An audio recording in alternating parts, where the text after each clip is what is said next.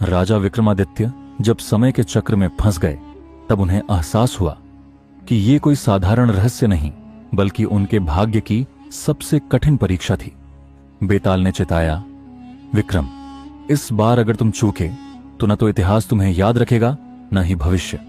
लेकिन विक्रमादित्य ने जो फैसला लिया वो पूरी दुनिया को चौंका देने वाला था। आखिर क्या हुआ उस रहस्यमयी कालचक्र में, जानने के लिए देखिए पूरी कहानी। राजा विक्रमादित्य और रहस्यमयी बेताल की कहानी। रात के अंधेरे में राजा विक्रमादित्य अपने विशाल महल की छत पर खड़े थे। चंद्रमा की हल्की रोशनी महल की दीवारों पर पड़ रही थी और दूर से घने जंगलों की रहस्यमयी परछाइयां नजर आ रही थीं। तभी एक रहस्यमयी संदेशवाहक उनके सामने आया। महाराज, जंगल के उस पार एक प्राचीन श्मशान है जहां एक बेताल आपकी प्रतीक्षा कर रहा है। यदि आप उसे पकड़ सकें तो आपको एक महान रहस्य का ज्ञान प्राप्त होगा, संदेशवाहक ने कहा और अचानक अदृश्य हो गया। विक्रमादित्य को चुनौती स्वीकार करने में देर नहीं लगी। वे अपने घोड़े पर सवार होकर गहरी रात में उस श्मशान की ओर चल पड़े। वहां पहुंचते ही उन्होंने देखा एक पेड़ की शाखा से उल्टा लटका एक भयानक बेताल हंस रहा था। महाराज, यदि आप मुझे पकड़कर ले जाना चाहते हैं तो पहले मेरी एक पहेली का उत्तर दीजिए, बेताल बोला। विक्रमादित्य मुस्कुराए और बोले, पूछो बेताल, मैं तुम्हारी पहेली सुनने के लिए तैयार हूं। बेताल ने कहना शुरू किया। किसी दूर के राज्य में एक वीर योद्धा था जो युद्धों में अपराजय था। एक दिन उसे एक रहस्यमयी स्त्री मिली जो कहती थी कि वह उसे अमृतत्व का रहस्य बता सकती है, परंतु उसकी एक शर्त थी, उस योद्धा को एक ऐसे व्यक्ति का बलिदान देना होगा जो उससे अत्यधिक प्रेम करता हो। योद्धा असमंजस में पड़ गया। अगर वह बलिदान देता तो उसे अमृत प्राप्त हो जाता, लेकिन उसे अपने प्रियजन की हत्या करनी पड़ती। अगर नहीं देता तो वह साधारण मनुष्य की तरह मर जाता। अब बताइए, वह योद्धा क्या करता और क्या उसे अमृतत्व स्वीकार करना चाहिए था? राजा विक्रमादित्य कुछ देर सोचते रहे और फिर उन्होंने अपना उत्तर दिया। रात के अंधेरे में श्मशान भूमि की चिता की धधकती लपटें आसमान में उठ रही थीं। राजा विक्रमादित्य ने बेताल की पहेली पर गहरी सोच में डूबते हुए उत्तर दिया, यदि कोई व्यक्ति अपने प्रियजन का बलिदान देकर अमृतत्व प्राप्त करना चाहता है तो वह सच्चा योद्धा नहीं हो सकता। बलिदान का अर्थ है त्याग, स्वार्थ नहीं। यदि वह योद्धा अपने प्रियजन की हत्या करता तो वह अपनी आत्मा के साथ न्याय नहीं करता, इसलिए उसे अमृतत्व स्वीकार नहीं करना चाहिए था। बेताल जोर से हंसा और बोला, राजा विक्रम, तुमने सही उत्तर दिया, परंतु मेरी शर्त थी कि यदि तुम सही उत्तर जानते हो तो तुम्हें बोलना होगा, और यदि बोलोगे तो मैं फिर से उड़कर अपने स्थान पर चला जाऊंगा। इतना कहते ही बेताल फिर से पेड़ की शाखा पर जा बैठा। राजा विक्रमादित्य को क्रोध तो आया, परंतु वे धैर्यवान थे। उन्होंने फिर से बेताल को पकड़कर अपने कंधे पर डाला और आगे बढ़ चले। रास्ते में बेताल ने फिर एक नई पहेली सुनानी शुरू की। बेताल की दूसरी पहेली। बहुत समय पहले एक राज्य में राजा चंद्रकेतु राज करता था। उसकी बुद्धिमानी और न्यायप्रियता की दूर दूर तक चर्चा थी। लेकिन एक दिन उसके दरबार में एक अजीब घटना घटी। एक महिला रोती हुई दरबार में आई और बोली, महाराज, मेरे पति की हत्या कर दी गई है और उसका हत्यारा अभी भी राज्य में कहीं छुपा है। कृपया न्याय करें। राजा ने महिला से पूछा, क्या तुम्हें पता है कि हत्यारा कौन है? महिला ने उत्तर दिया, जी हां, हत्यारा मेरे ही घर में छुपा हुआ है। राजा ने सैनिकों को आदेश दिया कि वे महिला के घर जाएं और उस हत्यारे को पकड़ कर लाएं। जब सैनिक महिला के घर पहुंचे तो उन्होंने वहां दो पुरुषों को देखा। एक था महिला का छोटा भाई और दूसरा था उसका अपना पुत्र। सैनिकों को देखकर दोनों पुरुष डर गए। सैनिकों ने दोनों को पकड़ लिया और राजा के सामने प्रस्तुत किया। राजा चंद्रकेतु असमंजस में पड़ गए। महिला का पुत्र और उसका छोटा भाई दोनों ही निर्दोष दिख रहे थे, लेकिन महिला ने कहा कि इनमें से एक ही असली हत्यारा है। राजा को निर्णय लेना था कि किसे अपराधी घोषित किया जाए। अब राजा विक्रमादित्य, बताओ कि राजा चंद्रकेतु को किसे अपराधी मानना चाहिए था और क्यों? राजा विक्रमादित्य का उत्तर। राजा विक्रमादित्य मुस्कुराए और बोले, यदि महिला का पुत्र वास्तव में हत्यारा होता तो वह कभी अपनी मां के घर में छुपने की हिम्मत नहीं करता। मां के घर से उसे सबसे ज्यादा डर होता, क्योंकि मां को अपने पुत्र का स्वभाव सबसे अच्छी तरह पता होता है। दूसरी ओर महिला का छोटा भाई यह सोच सकता था कि उसकी बहन कभी उसे धोखा नहीं देगी, इसलिए वही असली हत्यारा था। राजा चंद्रकेतु को महिला के छोटे भाई को अपराधी घोषित करना चाहिए था। बेताल फिर से हंस पड़ा। विक्रम, तुमने फिर से सही उत्तर दे दिया और अब मैं फिर से उड़कर अपने स्थान पर जा रहा हूं। यह कहकर बेताल फिर से हवा में उड़ा और पेड़ पर जा बैठा। राजा विक्रमादित्य ने गहरी सांस ली और पुनः बेताल को पकड़ने के लिए उसकी ओर बढ़ चले। गहरे अंधकार में राजा विक्रमादित्य बिना रुके आगे बढ़ रहे थे। चारों ओर सन्नाटा था। बस श्मशान की हल्की हल्की लपटें और उल्लुओं की आवाजें वातावरण को और भयावह बना रही थीं। लेकिन राजा विक्रमादित्य अडिग थे। वे फिर से बेताल को पेड़ से उतारकर अपने कंधे पर डाल चुके थे और श्मशान से बाहर निकलने की कोशिश कर रहे थे। तभी बेताल ने कुटिल हंसी के साथ एक और पहेली पूछनी शुरू की। बेताल की तीसरी पहेली। बहुत समय पहले एक शक्तिशाली राजा की 2 पत्नियां थीं, रानी पद्मिनी और रानी मृगनयनी। दोनों ही अपूर्व सुंदरता और बुद्धिमत्ता की धनी थीं, लेकिन दोनों में प्रतिद्वंद्विता थी। राजा के पास एक अमूल्य रत्न था जिसे वह अपने जीवन से भी अधिक मूल्यवान मानता था। एक दिन जब राजा युद्ध पर था, वह रत्न महल से चोरी हो गया। चोरी का दोष रानी पद्मिनी पर लगा, क्योंकि वह उस दिन अकेली उस कक्ष में गई थी जहां रत्न रखा था। राजा के वापस लौटने पर सभा बुलाई गई। रानी पद्मिनी ने कहा, मुझे झूठा फंसाया जा रहा है, मैंने रत्न को छुआ तक नहीं। रानी मृगनयनी बोली, महाराज, इस चोरी को बहुत ही चालाकी से अंजाम दिया गया है, लेकिन मैंने एक बात पर ध्यान दिया। रत्न गायब होने के बाद महल में किसी को भी रोते नहीं देखा। राजा इस कथन को सुनकर सोच में पड़ गया। अब बताओ विक्रम, राजा को इस बात का क्या अर्थ निकालना चाहिए था? राजा विक्रमादित्य का उत्तर।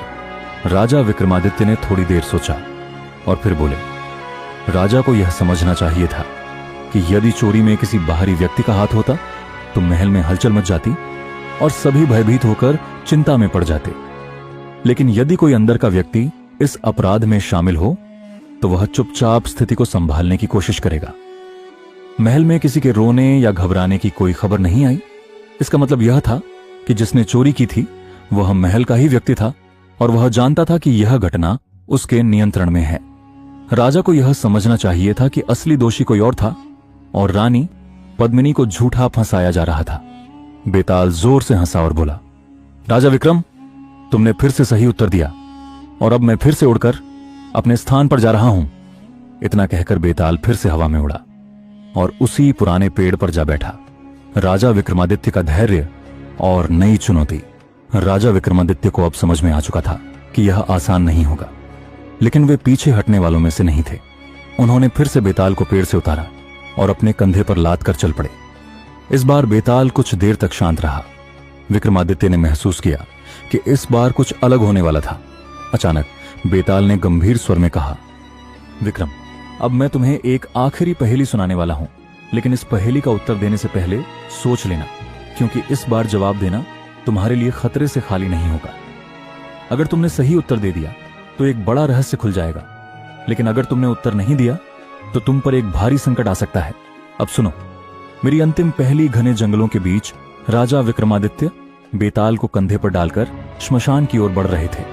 उनके मन में जरा भी भय नहीं था, लेकिन इस बार बेताल का स्वर पहले से अधिक गंभीर था।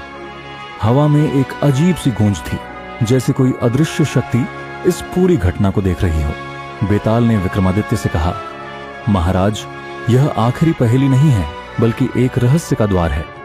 यदि तुम इस पहेली का उत्तर देते हो तो तुम्हारे सामने एक ऐसा सच प्रकट होगा जो तुम्हारे पूरे राज्य, तुम्हारे अस्तित्व और तुम्हारे भाग्य को प्रभावित कर सकता है। अब सोच लो, क्या तुम इस खेल को आगे बढ़ाना चाहते हो? राजा विक्रमादित्य ने बिना एक पल गंवाए कहा, बेताल, मैंने जो मार्ग चुना है उसे अंत तक पूरा करना मेरा धर्म है। तुम अपनी पहेली सुनाओ। बेताल की रहस्यमयी पहेली। बहुत समय पहले एक महान राज्य था जिसकी रानी अत्यंत बुद्धिमान और रहस्यमयी थी। वह अपनी सुंदरता के लिए नहीं, बल्कि अपने अजीब व्यवहार के लिए प्रसिद्ध थी। राजा उससे बहुत प्रेम करता था, लेकिन एक दिन उसने कुछ ऐसा देखा जिससे उसकी पूरी दुनिया बदल गई। रात के अंधेरे में जब राजा अपनी रानी के कक्ष की ओर जा रहा था, उसने देखा कि रानी अपने दर्पण के सामने बैठी थी, लेकिन उसका प्रतिबिंब कुछ अलग था। वह वही चेहरा नहीं था जो राजा ने देखा था, बल्कि एक अजनबी स्त्री का चेहरा था। राजा यह देखकर स्तब्ध रह गया। अगली सुबह जब राजा ने रानी से इस बारे में पूछा तो उसने मुस्कुराकर कहा, महाराज, यह एक भ्रम है। जो कुछ भी आपने देखा वह सच नहीं था। राजा को विश्वास नहीं हुआ और उसने महल के एक गुप्त प्रहरी को नियुक्त किया कि वह हर रात रानी पर नजर रखे। अगले ही दिन प्रहरी घबराया हुआ राजा के पास आया और बोला, महाराज, यह रानी कोई साधारण स्त्री नहीं है। रात के समय जब पूरा महल सो रहा था तब रानी अपने कमरे में नहीं थी। वह अचानक हवा में विलीन हो गई थी और फिर कुछ देर बाद वापस लौट आई। राजा यह सुनकर परेशान हो गया। अब बताओ विक्रम, क्या राजा को अपनी रानी पर विश्वास करना चाहिए था या फिर उसे सच्चाई का पता लगाने के लिए कोई और उपाय करना चाहिए था? राजा विक्रमादित्य का उत्तर। राजा विक्रमादित्य कुछ क्षणों तक मौन रहे, फिर बोले, राजा को सीधा निर्णय नहीं लेना चाहिए था। रानी का यह रहस्य किसी जादुई शक्ति से जुड़ा हो सकता था जो कि केवल बाहरी दिखावे से समझ में नहीं आता। उसे धैर्य और चतुराई से काम लेना चाहिए। यदि राजा ने बिना सोचे समझे रानी को दोषी ठहराया होता तो वह कोई महत्वपूर्ण रहस्य खो सकता था।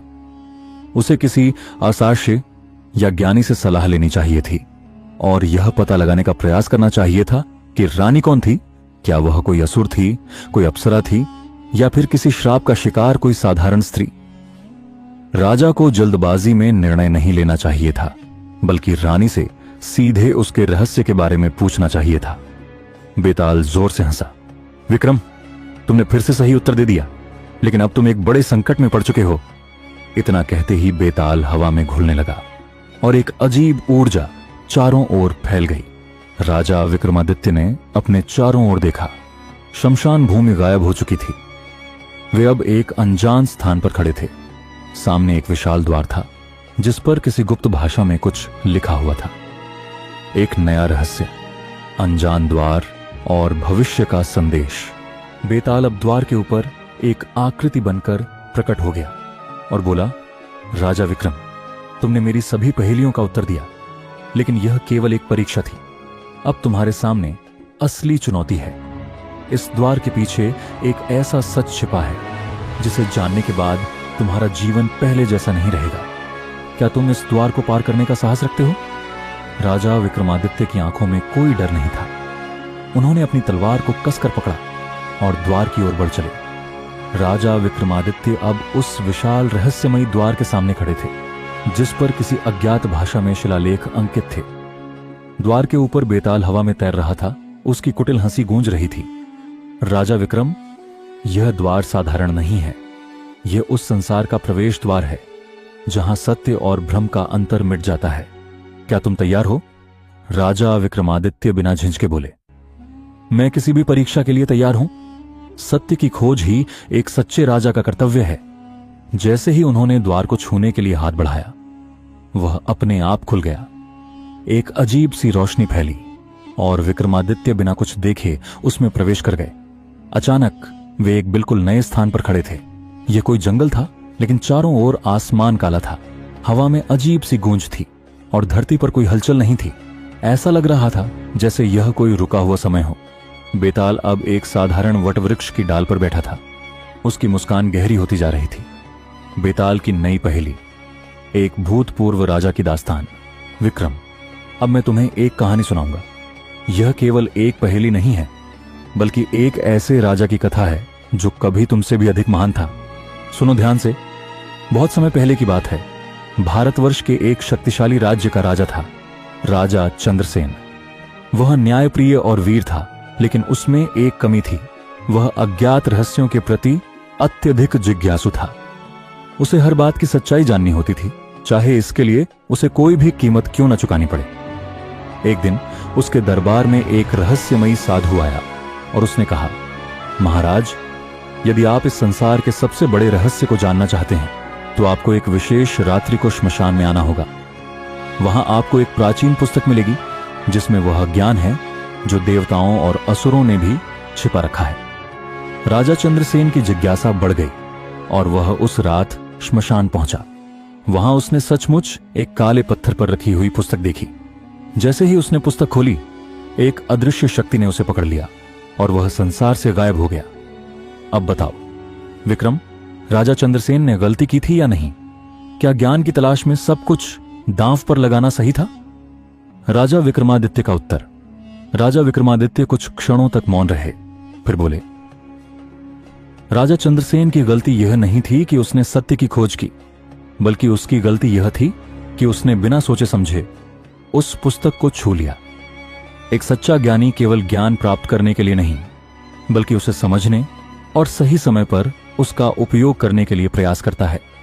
यदि राजा ने पहले साधु से यह पूछा होता कि यह पुस्तक किस शक्ति से जुड़ी है, तो शायद वह इस संकट में न पड़ता।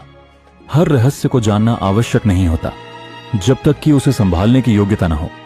जो ज्ञान हमारे लिए समय से पहले आ जाता है वह विनाशकारी हो सकता है। बेताल जोर से हंसा और बोला, विक्रम, तुमने फिर से सही उत्तर दिया, लेकिन क्या तुम जानते हो कि तुमने स्वयं अपने लिए एक और परीक्षा बुला ली है? समय में उलझा हुआ एक दूसरा राजा। अचानक विक्रमादित्य को महसूस हुआ कि वे किसी और स्थान पर पहुंच गए हैं। उनके सामने एक महल था, लेकिन यह महल कोई साधारण महल नहीं था। यह अधूरा लग रहा था, जैसे कोई इसे पूरा करना भूल गया हो। वहां एक सिंहासन पर एक और राजा बैठा था, लेकिन उसका शरीर अजीब तरह से कांप रहा था। उसके चेहरे पर कई भाव आ जा रहे थे, कभी क्रोध, कभी शांति, कभी डर, कभी प्रसन्नता। बेताल फिर से हवा में प्रकट हुआ और बोला, विक्रम, यह राजा तुम्हारी ही तरह था, एक सत्य का खोजी, लेकिन इसने एक गलती कर दी।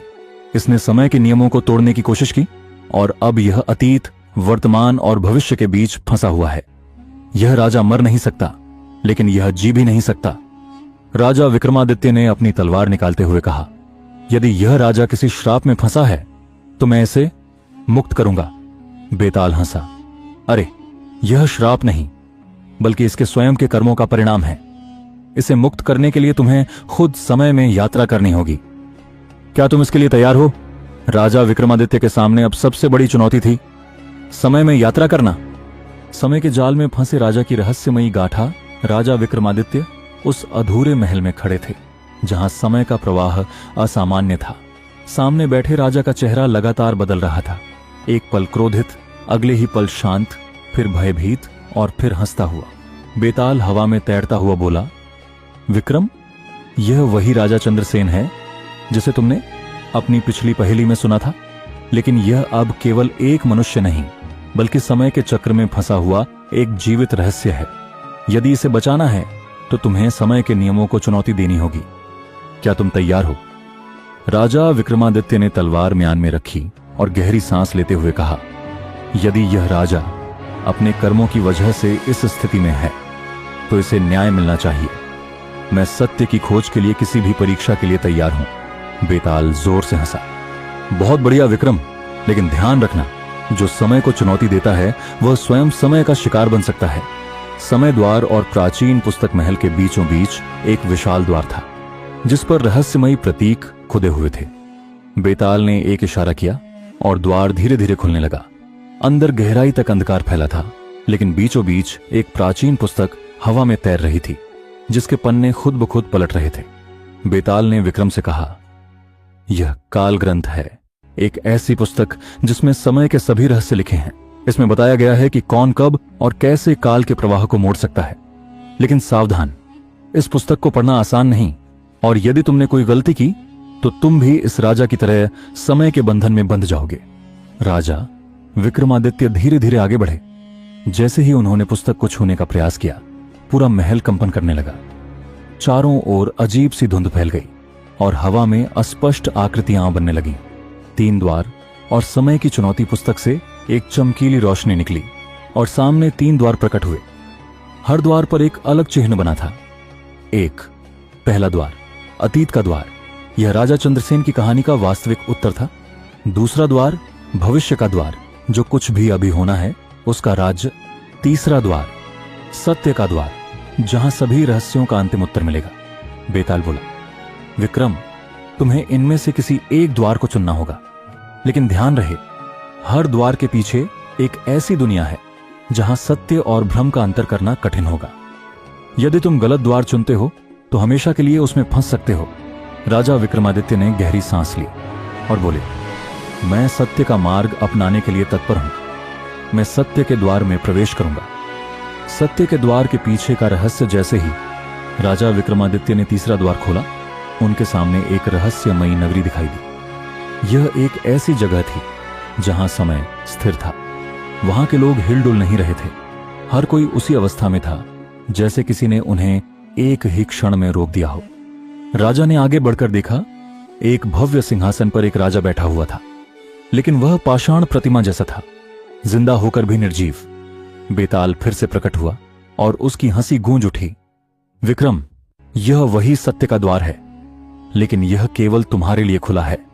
यदि तुम इस राजा को मुक्त करना चाहते हो तो तुम्हें यह जानना होगा कि इसे किसने और क्यों इस स्थिति में पहुंचाया। यह कोई श्राप नहीं, बल्कि एक रहस्यमयी शक्ति का प्रभाव है। राजा विक्रमादित्य अब समझ चुके थे कि यह चुनौती उनके अनुमान से कहीं अधिक कठिन होने वाली थी। कालचक्र की देवी और अंतिम परीक्षा। अचानक आकाश से एक गूंजती हुई आवाज आई, विक्रम, यदि तुम सत्य को जानना चाहते हो तो तुम्हें कालचक्र की देवी का सामना करना होगा। राजा विक्रमादित्य ने सिर उठाकर देखा। हवा में एक दिव्य आकृति प्रकट हुई, एक स्त्री जो 4 हाथों में समय के प्रतीक लेकर खड़ी थी। उसकी आंखों में ब्रह्मांड की शक्ति थी। मैं कालचक्र की देवी हूं और मैं समय के संतुलन की रक्षक हूं। यदि तुम राजा चंद्रसेन को मुक्त करना चाहते हो तो तुम्हें मेरी 3 परीक्षाएं पास करनी होंगी। लेकिन ध्यान रहे, यदि तुम असफल हुए तो तुम भी समय के जाल में फंस जाओगे। राजा विक्रमादित्य मुस्कुराए और बोले, मैं किसी भी परीक्षा के लिए तैयार हूं। सत्य की खोज ही मेरा धर्म है। बेताल ने जोर से तालियां बजाईं और बोला, वाह विक्रम, अब असली खेल शुरू होता है। कालचक्र की देवी और 3 परीक्षाएं। राजा विक्रमादित्य कालचक्र की देवी के सामने खड़े थे। हवा में गूंजती उसकी दिव्य आवाज पूरे महल में गूंज उठी। विक्रम, यदि तुम राजा चंद्रसेन को मुक्त करना चाहते हो और स्वयं इस समय चक्र से बाहर निकलना चाहते हो तो तुम्हें 3 परीक्षाएं देनी होंगी। ये परीक्षाएं तुम्हारे साहस, बुद्धि और त्याग की परीक्षा लेंगी। विक्रमादित्य ने तलवार म्यान में रखी और दृढ़ स्वर में कहा, मैं सत्य के मार्ग पर अडिग हूं। जो भी परीक्षा हो मैं उसे स्वीकार करता हूं। बेताल जोर से हंसा। वाह विक्रम, अब असली खेल शुरू होगा। पहली परीक्षा। काल रूपी मायाजाल देवी ने हवा में एक चक्र खींचा और अचानक पूरी दुनिया बदल गई। विक्रमादित्य स्वयं को एक विशाल नगर में खड़ा पाए, जहां चारों ओर राजा चंद्रसेन की ही प्रतिमाएं थीं। हर दिशा में एक जैसे चेहरे, एक जैसी पोशाक और एक जैसे भाव थे। इनमें से असली राजा चंद्रसेन कौन है? देवी ने चुनौती दी। विक्रमादित्य ने अपनी आंखें बंद की और ध्यान से महसूस करने लगे, समय के नियमों को समझने की कोशिश करने लगे। तभी उन्हें एहसास हुआ, असली चंद्रसेन ही है जो मेरी आंखों में भय और कृतज्ञता का मिश्रण लेकर देख रहा है। बाकी सब केवल समय की छायाएं हैं। उन्होंने एक व्यक्ति की ओर इशारा किया। देवी मुस्कुराईं और बाकी सभी छवियां गायब हो गईं। पहली परीक्षा पूरी हुई। दूसरी परीक्षा, काल की भूल भुलैया। अब विक्रमादित्य को एक अंधकारमयी भूल भुलैया में प्रवेश करना था, जहां हर दिशा में जाने से वह अपने अतीत, भविष्य या वर्तमान में जा सकते थे। यदि उन्होंने गलत मार्ग चुना तो वे किसी कालखंड में खो जाएंगे। बेताल हवा में तैरता हुआ हंसा। विक्रम, यह भूल भुलैया केवल बुद्धिमान लोगों के लिए बनाई गई है। अगर एक बार तुम इसमें खो गए तो कभी वापस नहीं आ पाओगे। विक्रमादित्य ने अपने तर्क और बुद्धि का उपयोग किया। उन्होंने देखा कि दीवारों पर छायाएं गिर रही थीं। कुछ छायाएं बीते हुए समय की थीं, कुछ भविष्य की। समय केवल आगे बहता है, लेकिन सच्चा योद्धा वर्तमान में जीता है। विक्रम ने वह मार्ग चुना जहां कोई छाया नहीं थी, वर्तमान का मार्ग। और जैसे ही उन्होंने कदम रखा, पूरी भूल भुलैया ध्वस्त हो गई और वे देवी के सामने खड़े थे। तीसरी परीक्षा, बलिदान की कसौटी। कालचक्र की देवी ने गंभीर स्वर में कहा, अब अंतिम परीक्षा। राजा चंद्रसेन को मुक्त करने के लिए तुम्हें अपनी आत्मा का एक अंश देना होगा। पूरे कक्ष में सन्नाटा छा गया। बेताल की आंखें भी बड़ी हो गईं। और आगे की कहानी जानने के लिए चैनल को सब्सक्राइब करें। धन्यवाद।